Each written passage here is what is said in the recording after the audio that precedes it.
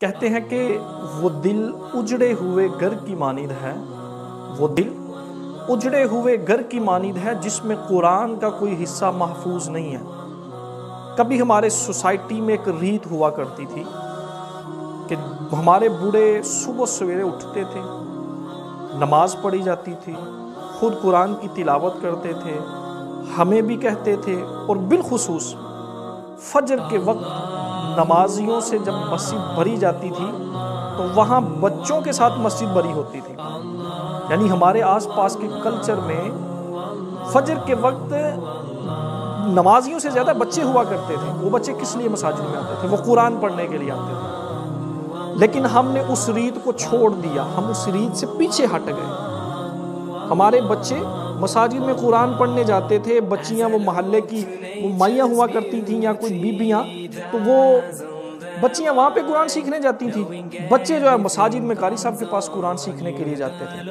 لیکن ہم نے اس ریت کو چھوڑ دیا، اس روایت کو ہم نے چھوڑ دیا۔ ہمیں اس کا نقصان کیا ہوا؟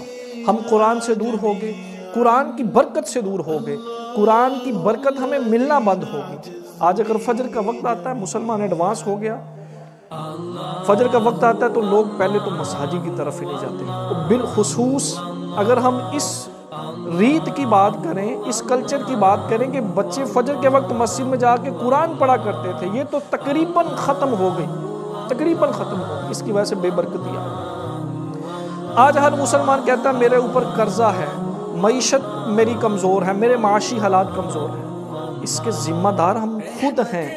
ہماری معیشت کیسے مضبوط ہوگی؟ ہمارے رزق میں برکت کیسے ہوگی؟ آئیے فرامین مصطفیٰ صلی اللہ علیہ وسلم کی روشنی میں دیکھتے ہیں۔ کریم آقا علیہ الصلوۃ والسلام مسجد نبوی میں تشریف فرماتے ہیں، صحابہ کرام علیہم رضوان بھی بیٹھے تھے۔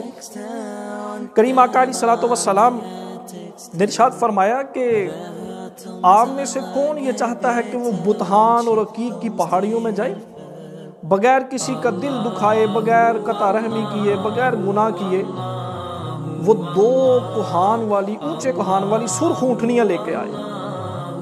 اونچے کوہان والی سرخ اونٹنیاں بڑی قیمتی ہوتی تھیں۔ صحابہ کرام علیہم رضوان نے عرض کیا یا رسول اللہ صلی اللہ علیہ وسلم، ہم میں سے ہر کوئی یہ چاہتا ہے۔ وَجَعَلْنَا اللَّيْلَ لِبَاسًا وَجَعَلْنَا النَّهَارَ مَعَاشًا، رات آرام فرمانے کے لیے رب نے بنائی ہے، دن جو ہے وہ کمائی کرنے کے لیے، رزق کمانے کے لیے۔ تو اکثر یہی ہوتا ہے کہ فجر کی نماز کے بعد ہم نکلتے ہیں نا روزگار کمانے کے لیے۔ تو کریم آقا علیہ الصلوۃ والسلام نے جب پوچھا تو صحابہ کرام نے عرض کی یا رسول اللہ صلی اللہ علیہ وسلم، ہم میں سے ہر کوئی یہ چاہتا ہے۔ تو فرمایا پھر تم مسجد میں آؤ فجر کی نماز کے لیے، فجر کی نماز کے لیے مسجد میں آؤ، دو آیات قرآن کی سیکھو یا دو آیات کی تلاوت کرو، تمہارے لیے یہ دو آیات ان اونٹنیوں سے بہتر ہیں۔ اور پھر کیا فرمایا، کوئی 3 آیتیں سیکھے یا 3 آیتیں تلاوت کرے تو وہ اس کے لیے 3، فرمایا جو 4 تلاوت کرے یا 4 سیکھے اس کے لیے 4، اور فرمایا جو جتنی تلاوت کرتا جائے گا قرآن کی، جتنا سیکھتا جائے گا، فرمایا اس کے لیے اتنی اونٹنیوں کا اضافہ ہوتا ہے۔